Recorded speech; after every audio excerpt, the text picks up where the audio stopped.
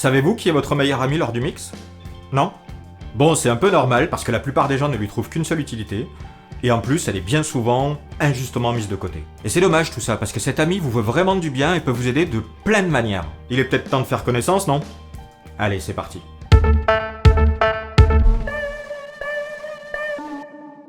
Hello les amis, c'est Nanto Valentine pour Philosomix. Comme d'habitude avant de commencer, si ce n'est pas déjà fait, merci de vous abonner, d'activer la petite cloche, de mettre un petit pouce en l'air si mes vidéos vous plaisent, et puis de partager puisque c'est très important pour l'avenir de la chaîne. Merci d'avance. Alors, quel est cet ami qui vous veut tant de bien?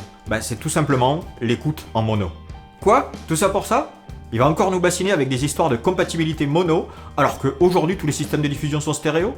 Alors oui, un peu, parce qu'il y a quand même des choses à dire là-dessus, mais ceci dit, c'est pas du tout le principal intérêt de l'écoute mono. Mais commençons par le commencement. Quand je parle d'écoute mono, ça veut dire quoi? Ça veut dire juste basculer l'écoute du mixage en cours en mono, soit via le bouton dédié de la tranche master de votre séquenceur. S'il n'y en a pas, vous pouvez aussi utiliser un petit plugin que vous mettez sur votre tranche de master, ou mieux sur votre bus d'écoute qui permettra donc de basculer l'écoute en mono. Il y en a des gratuits, je vous mettrai des liens dans la description. Ou alors via le bouton dédié de votre interface audio si celle-ci dispose d'une telle fonction. Alors attention, si vous faites ça par le bus master, pensez bien à désactiver la fonction au moment de l'export parce que sinon votre mixage complet sera exporté en mono, ce qui n'est pas forcément désirable. Autre remarque, sachez que les puristes, dont je fais partie, pratiquent ce qui s'appelle le true mono. Qu'est-ce que ça veut dire? Ça veut dire que, en plus de basculer l'écoute en mono, on écoute sur une seule enceinte. Comme ça, le son provient réellement d'un seul point d'écoute. C'est du true mono. Bon, et à quoi ça sert toute cette histoire?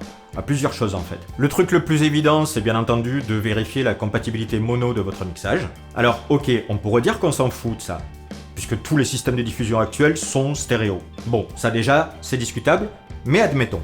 Sauf qu'il est extrêmement rare que l'auditeur soit pile poil au bon endroit pour profiter de l'intégralité de l'image stéréo telle que vous la concevez chez vous. En réalité, les gens, quand ils écoutent de la musique, la plupart du temps, ils font autre chose, ils restent pas bien campés entre les deux enceintes. Et puis les enceintes sont souvent mal placées. Que ce soit en soirée, dans les magasins, dans un commerce, l'auditeur est jamais pile poil au bon endroit pour profiter de la stéréo. Jamais. Par conséquent, votre mix, il faut qu'il puisse s'écouter dans ce genre de conditions. Et le meilleur moyen d'y arriver, c'est d'avoir une bonne compatibilité mono. Alors, ne me faites pas dire ce que je n'ai pas dit. Quand je parle de compatibilité mono, je ne veux pas dire qu'il faut que tout soit parfaitement discernable quand on écoute en mono. Ça ne veut pas dire ça du tout. Non, ça veut juste dire que les éléments principaux qui constituent la colonne vertébrale de votre morceau, il faut qu'ils soient toujours bien présents et bien équilibrés lors d'une écoute en mono. Donc ça n'empêche pas du tout d'avoir une image stéréo hyper large. Ah ouais, il faut que je fasse gaffe parce que là, hop, y a plus les bras. Donc, ça n'empêche pas du tout d'avoir une image stéréo hyper large. J'en veux pour preuve le morceau Reckoner de Radiohead. L'image stéréo dans l'intro est vraiment hyper méga large, et pourtant, si vous écoutez en mono, ça passe nickel chrome, c'est QFD. Bon, donc l'écoute en mono va vous permettre de surveiller toute cette histoire. Mais c'est pas son principal atout. Travailler l'écoute en mono est surtout hyper intéressant pour sculpter vos égalisations. En effet, ça permet de mieux repérer les problèmes de masquage fréquentiel qui pourraient éventuellement passer à l'as pour peu que les instruments incriminés soient répartis de part et d'autre du champ stéréo. Là, en travaillant en mono, si vous arrivez à régler vos EQ de façon à ce que tout le monde trouve sa place dans le spectre, le gain en qualité sera encore plus grand lorsque vous repasserez en stéréo, alors que si vous aviez fait l'inverse, travailler en stéréo puis vérifier en mono, c'est pas forcément vrai. Ça se serait pas forcément passé comme ça. Donc, mieux vaut travailler en mono pour ça. Et c'est la même tisane pour la gestion de la dynamique en fait.